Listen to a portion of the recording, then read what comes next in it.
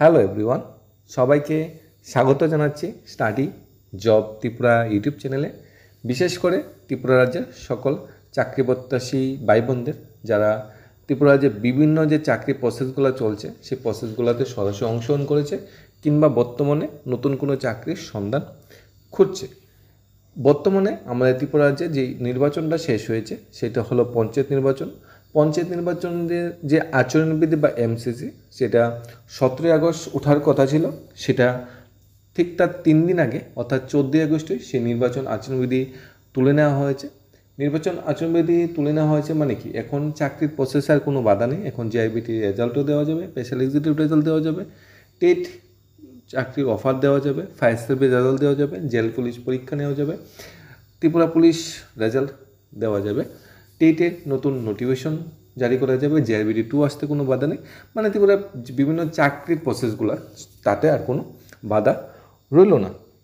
খুশির খবর এই জন্য, কারণ আমাদের যে বর্তমান সরকারের মুখিয়া বা মুখ্যমন্ত্রী উনি পঞ্চায়েত নির্বাচনের ঠিক আগে একটা প্রতিশ্রুতি দিয়েছিল যে পঞ্চায়েত নির্বাচনের পরেই ত্রিপুরা রাজ্যে প্রচুর সংখ্যক অফার ছাড়া শুরু হবে।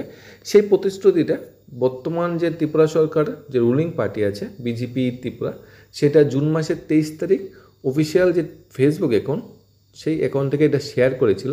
শেয়ার করে এখানে উল্লেখ করেছিল পঞ্চায়েত নির্বাচনের পরেই অনেক অফার ছাড়া শুরু হবে। এখানে মোদি মানিক সাহার সরকার বলে হ্যাশট্যাগ করা হয়েছে এই উপরের বক্তব্যটা। তোমরা অফিসিয়াল ফেসবুক অ্যাকাউন্টে গিয়ে সেই নোটিফিকেশনটা এখনও পাবে জুন মাসের 23 তারিখের ডেটে। পঞ্চায়েত নির্বাচনের পরেই অফার ছাড়া শুরু হবে। সেখানে বলা হয়েছিল আগস্ট মাসে অফার ছাড়া শুরু, মানে এই যে আগস্ট মাস বর্তমান যেটা চলছে, যেটা আর 15 দিন থেকে 16 দিন আর এই মাসটা বাকি আছে, এই মাসে অফার ছাড়া শুরু হবে। এই নোটিফিকেশনে বলা হয়েছিল বা মুখ্যমন্ত্রী যে প্রতিশ্রুতি সেটা দিয়েছিল যে প্রথমত জেআরবিটি যে নোটিফিকেশনটা জারি করা হয়েছিল 2020 সালে 3 ডিসেম্বর 2020, সেই জিআরবিটির চাকরিটা সবচেয়ে প্রথম দেওয়া হবে। জিআরবিটির চাকরির সাথে সাথে জিআরবিটি টোটাল 2,500 ক্যান্ডিডেটকে চাকরি দেওয়া হবে, অর্থাৎ ফাইনাল মেরিট লিস্ট প্রকাশ করা হবে। অফার জয়েনিংটা হয়তো কিছুটা সময় লাগবে। জিআরবিটি চাকরি দেওয়ার সাথে সাথে স্পেশাল এক্সিকিউটিভ চাকরিও কিন্তু সাথে সাথে দেওয়া হবে, অর্থাৎ জিআরবিটি 2,500, স্পেশাল এক্সিকিউটিভ সেখানে প্রায় 6,000 ক্যান্ডিডেটকে চাকরি দেওয়া হবে। এবং 2023 সালে যে টেট নোটিফিকেশন জারি করা হয়েছিল 2022 সালে যারা টেট পাস করে বসে আছে, যারা বর্তমান যে এনসিটি গাইডলাইন্স অনুযায়ী বা সুপ্রিম কোর্টের গাইডলাইন্স অনুযায়ী যারা যারা চাকরির যোগ্য সবাইকে কিন্তু চাকরিটা দেওয়া হবে। এই সব মিলে টোটাল 10,000 ভ্যাকেন্সি এজামশন করেছিল তৎকালীন বা তখনকার মুখ্যমন্ত্রী বা বর্তমান যে রুলিং পার্টি আছে বিজেপি ত্রিপুরা অফিসিয়াল ফেসবুক অ্যাকাউন্টে যেটা শেয়ার করেছে তারা, সেটা তো মানে খুব উৎসাহের সাথে খুব আনন্দের সাথে সেটা ফেসবুক অ্যাকাউন্টে শেয়ার করেছিল। আমরা সেই নোটিফিকেশনটা পেয়েছি, সেই পেপার কাটিং পেয়েছি যে মানে সবার মুখে মুখে একটাই চর্চা যে মুখ্যমন্ত্রী প্রতিশ্রুতি দিয়েছে যে আগস্ট মাসে বা পঞ্চায়েত নির্বাচনের পরে 10,000 চাকরি দেওয়া হবে। যদিও সেটা প্রতিশ্রুতি, আগেও এরকম প্রতিশ্রুতি ছিল যা বাস্তবে মানে 90%ই বাস্তবে প্রতিফলিত হয়নি। যেরকম প্রতিশ্রুতি ছিল যে 50,000 চাকরি 2018 সালে প্রতিষ্ঠিত হওয়ার পর প্রথম বছরে, সেটা পূর্ণ করা হয়নি। ঘরে ঘরে রোজগার, ঘরে ঘরে কর্মসংস্থান, সেটা তো কিছু খামতি রয়ে গেছে। মিস স্কুলের মাধ্যমে চাকরি, সেটা তো খামতি রয়ে গেছে। তারপরও তার ঊর্ধ্বে উঠে আমাদের বর্তমান মুখ্যমন্ত্রী তো আগে এরকম কোনো প্রতিশ্রুতি দিয়েনি। এই প্রথম আমাদের বর্তমান মুখ্যমন্ত্রী একটা প্রতিশ্রুতি দিয়েছে যে নির্বাচনের পরে চাকরি অফারগুলি ছাড়া হবে আগস্টে। যদিও এই চাকরির প্রসেসগুলি সবগুলি মানে অনেক আগে 2-3 বছর 4 বছর 5 বছর আগে নোটিফিকেশন, মানে তৎকালীন যে মুখ্যমন্ত্রী বিপ্লব কুমার দেব মহোদয় ছিল ওনার সময়ের জারি করা নোটিফিকেশন ম্যাক্সিমাম চাকরিগুলি যদি প্রসেস চলছে।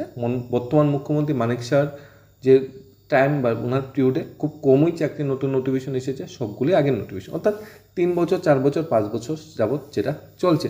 সবচেয়ে প্রথম জয়েন্ট রিক্রুটমেন্ট বোর্ড দেন চাকরি প্রার্থীরা তারা পরপর 3 থেকে 4টা আন্দোলন সংগঠিত করেছে, 4টা প্রটেস্ট সংগঠিত করেছে। তার জন্য গভর্নমেন্ট অনেকটা চাপে আছে, গভর্নমেন্ট জিআইবিটি গ্রুপ ডি নিয়ে অনেকটা টেনশনে আছে। এই চাকরিটা মানে কখন দিতে পারবে সে বিষয়ে চিন্তা ভাবনা করছে। আর প্রচুর সংখ্যক ক্যান্ডিডেট পাস করেছে, 12,000 প্লাস ক্যান্ডিডেট পাস করেছে। সেখানে 2,500 চাকরি দিতে গেলে অবশ্যই 10,000 ক্যান্ডিডেট চাকরি পাবে না। তাই একটা মানে বেকারদের মাঝখানে যারা যারা চাকরি পাবে না একটা অসন্তুষ্টি দেখা দেবে, তারা পার্টিগত অসন্তুষ্টি দেখা দেবে, পার্টির অনেক ক্যান্ডিডেটই হয়তো চাকরিটা পাবে না, কারণ স্বচ্ছ পদ্ধতি নিয়োগ হবে ম্যাক্সিমাম, সেখানে একটা বিশৃঙ্খলা দেওয়া দেবে। সেইটা ম্যানেজ করার জন্য সাথে সাথে স্পেশাল এক্সিকিউটিভ চাকরিটা ছাড়ার একটা প্রিপারেশন নেওয়া হচ্ছে, যাতে যারা জেআইবিটি গ্রুপ ডিতে যদি কোনো বেকাররা যদি চাকরি না পেয়ে থাকে, তারা যাতে কোনো প্রকার মানে খারাপ না পায় বা কোনো প্রকার যাতে তার টেনশনে না ভোগে, কোনো প্রকার যাতে পার্টির বা গভর্নমেন্টের যাতে কোনো প্রকার লস না হয়, বেকারদের বুট বা বেকারদের যে অধিকার সেটা যাতে মানে সঞ্চয় থাকে বা সেটা যাতে পার্টির পক্ষে থাকে, তার জন্য সাথে সাথে স্পেশাল এক্সিকিউটিভ চাকরি অফার দেওয়া হবে। তাহলে জেআরবিটি আর স্পেশাল এক্সিকিউটিভকে একসাথে রাখার পরিকল্পনা চলছে, যে একসাথে দুটো অফার দেওয়া হবে। প্রতিশ্রুতি ছিল আগস্টে, আমরা প্রতিশ্রুতি বাস্তবের সাথে মিল নেই, আগেও বলেছি, দেখা যাক কী হয়। আর টেট উত্তীর্ণ চাকরি প্রার্থীরাও একটা টেনশনে আছে, অনেক দিন হয়ে গেছে। এসটিজেটি চাকরি প্রার্থীরাও টেনশনে আছে, অনেক দিন হয়ে গেছে। আর ত্রিপুরাতে শিক্ষা ব্যবস্থার বর্তমান তো মান অনেকটা তলানিতে আমরা দেখেছি, যে ত্রিপুরার শিক্ষা ব্যবস্থায় শিক্ষকের ঘাটতি, ত্রিপুরা শিক্ষা ব্যবস্থায় বিদ্যাপতি স্কিমে প্রচুর সংখ্যক সাপোর্টিং স্টাফের ঘাটতি। সেই ঘাটতিগুলো দূর করার জন্য বর্তমান মুখ্যমন্ত্রী একটা প্রচেষ্টা থাকবে এবছর টেট পরীক্ষা নেওয়ার। টেটের নোটিফিকেশনের জন্য সবাই ওয়েট করছে। মানে একটা কী জিনিস, আমরা চাকরি নোটিফিকেশন আসছে না, একটা আন্দোলন করব চাকরির নোটিফিকেশন আনার জন্য। চাকরির নোটিফিকেশনটা যখন আসবে, আমরা একটা আন্দোলন করব পরীক্ষা নেওয়ার জন্য। পরীক্ষা যখন নেওয়া হবে, আমরা একটা প্রোটেস্ট বা আন্দোলন করব পরীক্ষার রেজাল্টের জন্য। পরীক্ষার রেজাল্ট যখন দেবে, আমরা আরেকটা প্রোটেস্ট বা আন্দোলন করব মৌখিক ইন্টারভিউ নেওয়ার জন্য। মৌখিক ইন্টারভিউ নেওয়ার পর আমরা আরেকটা প্রোটেস্ট বা আন্দোলন করব ফাইনাল মেরিট লিস্ট দেওয়ার জন্য। ফাইনাল মেরিট লিস্ট দেওয়ার পর আমরা আরেকটা প্রোটেস্ট বা আন্দোলন করব চাকরির অফার বিলি করার জন্য এবং জয়েনিংয়ের জন্য। এরকমটা হয়ে আছে, এরকমটা হচ্ছে ত্রিপুরাতে। তার মানে কি, বেকারদের যে একতা, বেকারদের যে মানে একসাথে আন্দোলন, একসাথে প্রোটেস্ট, একসাথে সবাই মানে যে গুফিজম বা সবাই যেন ইউনিটি বজায় রাখছে, সেটা কিন্তু একটা বড় সাকসেস এনে দিচ্ছে বর্তমান ত্রিপুরাতে। জেল পুলিশ যেটা হচ্ছে, পরীক্ষা হবে বা হবে না সেই বিষয়ে দপ্তর নিজেই কিছু জানে না, ঝুলিয়ে রেখেছে। তৎকালীন যে জেল মন্ত্রী ছিল আমাদের রামপ্রসাদ পাল মহোদয়, ওনার হাত থেকে দপ্তরটা 2023 সালে নির্বাচনের পর চলে যায়। বর্তমান শান্তনা চাকমার কাছে এই জেল দপ্তরটা আছে। এখানে মিনিস্টার বা মন্ত্রী চেঞ্জ হওয়াতে অনেক কিছু সিনারি চেঞ্জ হয়েছে। গভর্নমেন্ট অনেকটা ক্যান্সেলের পথে হাঁটছিল, যদিও বর্তমান পরিস্থিতিতে এটা ক্যান্সেল করাটা অনেকটা কষ্টসাধ্য। কিন্তু গত ডেটেও দেখেছি টিপিএসসি কিছু নোটিফিকেশন ক্যান্সেল করেছে, টিপিএসসি এর 1 মাস আগেও কিছু নোটিফিকেশন ক্যান্সেল করেছে। তারপরে ত্রিপুরা অ্যাসেম্বলিতেও দেখেছি কিছু নোটিফিকেশন ক্যান্সেল হয়েছে। মানে ক্যান্সেল করাটা গভর্নমেন্টের কাছে কোনো বড় ফ্যাক্টর বা বড় বিষয় নেই, তবে ক্যান্সেল হতেও পারে, না হতে পারে। ফায়ার সার্ভিস, জেল পুলিশ নিয়ে এখনও কোনো কনফিউশন রেখে যাচ্ছে, এখনও কোনো উত্তর সঠিক দেওয়া মানে দিচ্ছে না। যদিও মুখ্যমন্ত্রী চাইছে এই নিয়োগটা পুরো কমপ্লিট হোক এবং ওনার যে প্রয়াসটা, এই প্রয়াসটা হয়তো সাকসেস হবে। আর ফায়ার সার্ভিসের রেজাল্টের জন্য সবাই ওয়েট করছে। আশা করি 2024 ফায়ার সার্ভিসের রেজাল্টটা অবশ্যই পাওয়া যাবে।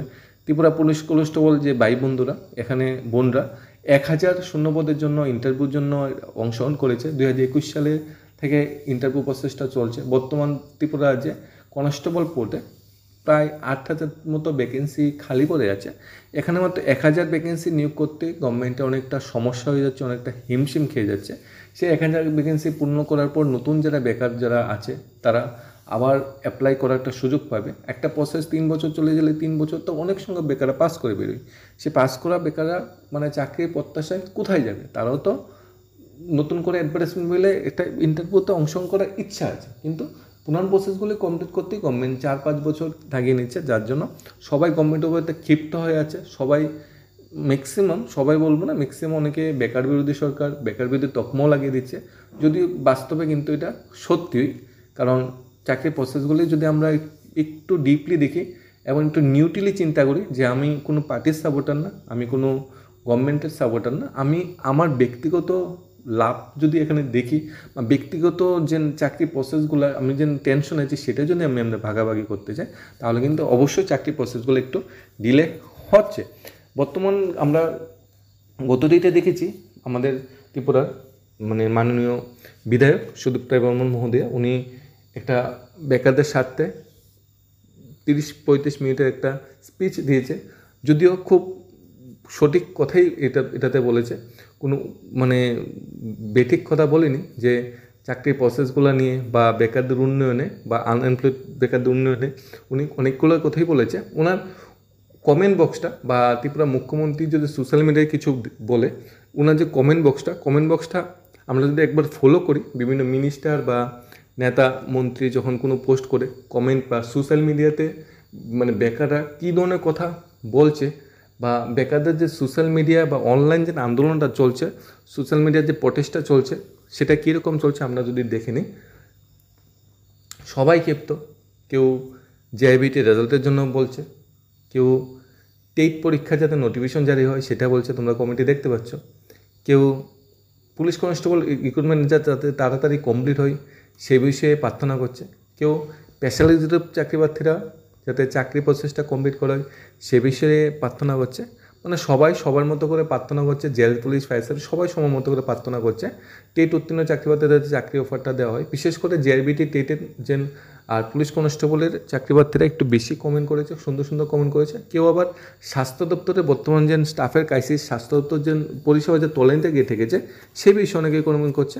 ত্রিপুরা যে মেইন দপ্তরগুলো আছে, স্বাস্থ্য দপ্তর, শিক্ষা দপ্তর, ওই দুটো দপ্তরের মুখ্যমন্ত্রী বা দপ্তরের মন্ত্রী বর্তমান মুখ্যমন্ত্রী ডক্টর মানিক শাহ, ওনার ফেসবুক প্রোফাইলও সেম ধরনের কমেন্টই বেকাররা করছে। স্বাস্থ্য উন্নয়নে staff nurse, paramedical staff, supporting staff নিয়োগ করা খুবই দরকার, কারণ বেকারত্বর সাথে সাথে ভ্যাকেন্সিও কিন্তু খালি পড়ে আছে। মাননীয় সুদীপ্ত আরেকটা কথা বলেছে যে গত 6 বছরে 30,000খানা ভ্যাকেন্সি, যেটা মানে 30,000খানা মানে কর্মচারী যারা রিটায়ারমেন্টে চলে গিয়েছে, কিন্তু গত 6 বছরে কি 30,000 কর্মচারী নিয়োগ হয়েছে? হয়নি তো। তাহলে পোস্টগুলি কী হয়েছে? অ্যাকচুয়ালি ওনার কথাও ঠিক যে 1 বছর পর 1 বছরের ভিতরে যদি সেই ভ্যাকেন্সিটা ফুলফিল না করা হয়, ওই পোস্টটা এবলিশড হয়ে যায়, মানে ওই পোস্টটা নিয়োগ করা কোনোভাবেই সম্ভব হবে না, নতুন করে ভ্যাকেন্সি ক্রিয়েট করতে হয়। তাহলে 30,000 ভ্যাকেন্সিতে তো নিয়োগ হয়নি, তাই 30,000 ভ্যাকেন্সি এখানে এবলিশ হয়ে গেছে। এখানে ম্যাক্সিমাম 13 থেকে 14,000 চাকরি হয়েছে, এটা মানে মুখ্যমন্ত্রীর বক্তব্য অনুযায়ী 13 থেকে 14,000 চাকরি হয়েছে। তাই সেখানে এই যে 30,000 ভ্যাকেন্সি এবলিশড হয়ে গেছে, তার দায়ভার তো গভর্নমেন্ট নেবে না। এখানে 30,000 বেকারকে চাকরি দেওয়া যেত। তাহলে যখন গভর্নমেন্ট প্রতিষ্ঠিত হয়েছিল তখন গভর্নমেন্ট বলেছিল ত্রিপুরা রাজ্যে 2018 সালে 50,000 শূন্যপদ খালি আছে, 50,000 শূন্যপদ ত্রিপুরা রাজ্যে খালি আছে, 50,000 চাকরি বর্তমান সরকার 1 বছরের ভিতরে দিতে পারবে। আমরা কমেন্টের মাধ্যমে সেগুলো দেখি, সবাই যে সোশ্যাল মিডিয়া প্ল্যাটফর্মে কমেন্ট করছে।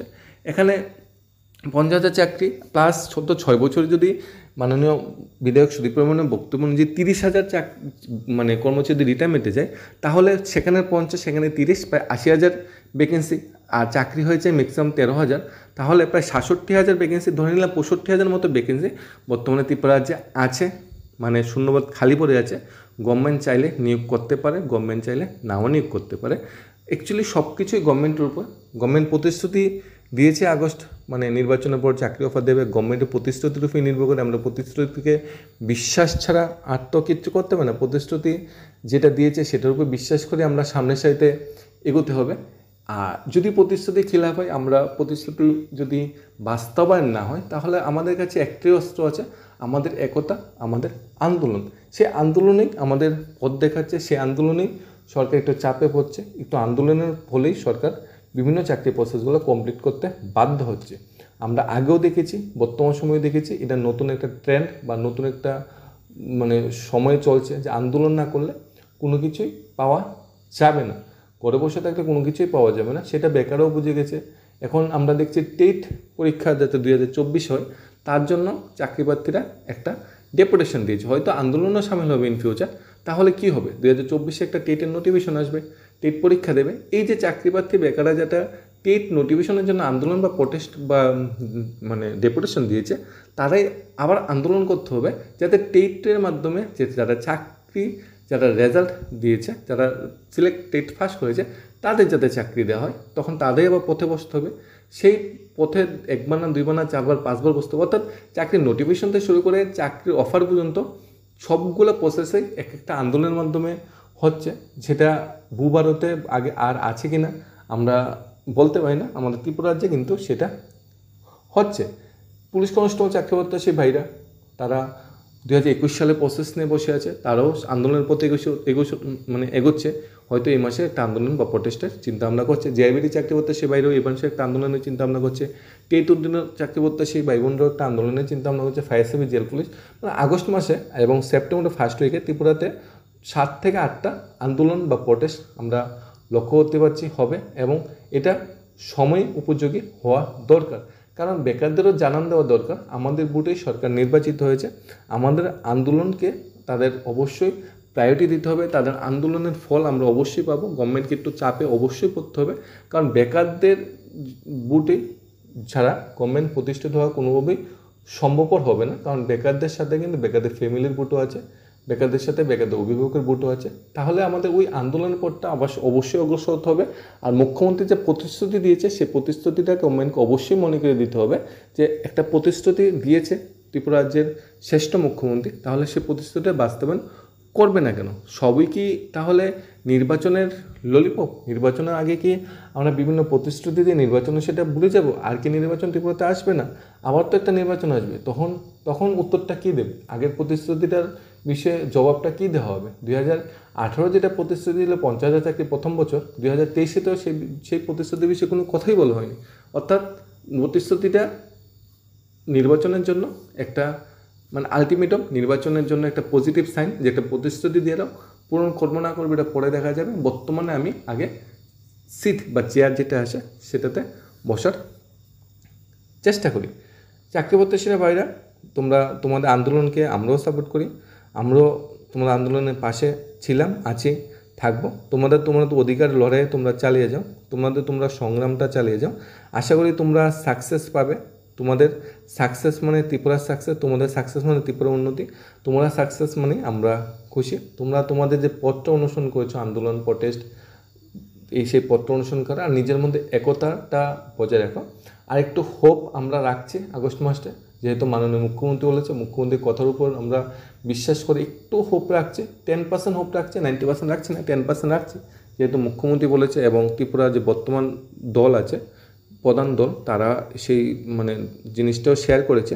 তাই একটু আমরা হোপ রাখছি, আশা রাখছি, 10% হলো আশা রাখছি, দেখা যায় কী হয়। আর আমাদের যেহেতু নির্বাচন আচরণবিধি এখন উঠে গেছে, আমরা অবশ্যই আমাদের যে পার্টিকুলার যে দপ্তরে রিক্রুটমেন্টগুলো চলছে, ত্রিপুরা পুলিশ হলে যে হেড অফিস আছে, ফায়ার সার্ভিস যে হেড অফিস আছে, জেল পুলিশ যে হেড অফিস আছে, তাছাড়া আমাদের জেআরবিটি যে হেড অফিস আছে, টেট বোর্ড আছে, সব দপ্তরে গিয়ে আমাদের অবশ্যই দেখা বা আন্দোলন বা প্রটেস্ট করা অবশ্যই দরকার, যে আমাদের প্রসেসগুলো কমপ্লিট করা হোক, যাতে ত্রিপুরার উন্নয়নে আমরা অংশীদার হতে পারি, এবং আমাদের বিপক্ষে যে কাজগুলো হচ্ছে সেগুলো যাতে বন্ধ হয়। একটা বেকার বলতে পারবে ওর যে টেনশনটা, ফ্যামিলিতে কতটা টেনশনে থাকতে হয়, রাস্তাঘাটে কতটা টেনশনে থাকতে হয়, সেটা একদম বেকারই বলতে পারবে। সেই বেকারদের দুঃখটা অবশ্যই গভর্নমেন্টের প্রথম সারিতে এসে বোঝা দরকার। অন্যান্য প্রতিশ্রুতিগুলি কিছু লেট হলেও কিছু হবে না, কিন্তু বেকারদের প্রতিশ্রুতি অবশ্যই পূর্ণ করা দরকার। প্রত্যেকটা দিন একটা সংগ্রামের সাহায্যে জীবনটা, চাকরি প্রত্যাশীর জীবনটা শুরু হয়। সেই সংগ্রামটা রাতে ঘুমার সময়ও কিন্তু শেষ হয় না। আবার পরের দিন যে সংগ্রামটা হবে, পরের দিন যে ব্রেনের সাথে সে খেলাটা হবে, পরের দিনের জন্য আবার সেই চিন্তাই করে রাতে ঘুমাতে হয়। অ্যাটলিস্ট বেকাররা কিন্তু বলছে না যে আমাকে চাকরি দাও, আমাকে চাকরি দাও, সবাই বলছে এক্সাম নাও, আমি যাতে এক্সামে বসতে পারি, একটাই বলছে। সবাই বলছে না যে আমাকে অফার দাও। ও বলছে যারা স্বচ্ছ পদ্ধতিতে পাবে তাদেরই অফার দাও, কিন্তু অ্যাটলিস্ট আমাকে পরীক্ষায় বসার তো সুযোগ করে দাও। সেটাই সব বেকাররা চাইছে, যাতে আমরা পরীক্ষা দিতে পারি, ইয়ারলি যাতে একবার হলো টেট পরীক্ষা হয়, জিআরবিটি প্রসেস যাতে 5 বছর না 1-2 বছর ভিতরে প্রসেস কমপ্লিট করে আবার যাতে নিয়োগটা শুরু হয়। তাছাড়া jail, fire service, Tripura police constable process যদি 1-1.5 বছর ভিতরে শেষ করে আবার যাতে প্রসেস শুরু হয়। অ্যাটলিস্ট পরীক্ষা তো দিতে পারি, লাইফে 1-2টা পরীক্ষা দিয়ে তো আমি বলতে তো পারবো যে চেষ্টা করেছি, পাইনি। এরকম তো হবে না ওভারেজ হয়ে গেছে, চেষ্টা করেছি কিন্তু গভর্নমেন্ট দেয়নি, তাহলে একটা অভিশাপ লেগে যাবে না গভর্নমেন্টে। সেই অভিশাপ থেকে কি গভর্নমেন্ট মুক্ত হতে পারবে? তাই অবশ্যই রিক্রুটমেন্টগুলো একটু তাড়াতাড়ি কমপ্লিট করা দরকার, যাতে বেকাররা খুশি থাকে। বেকাররা খুশি ত্রিপুরা সরকারে খুশি। আর মুখ্যমন্ত্রীর কথার উপর হোপ বা আশা করে আজকে আমরা এখানে শেষ করছি। আশার খিলাফ বা আশা যে উনি প্রতিশ্রুতি দিয়েছে সেটা বাস্তবিতা না হলে তার উত্তর বেকাররা সঠিক সময়ে অবশ্যই দেবে। ধন্যবাদ সবাইকে। Study job Tripura YouTube channel.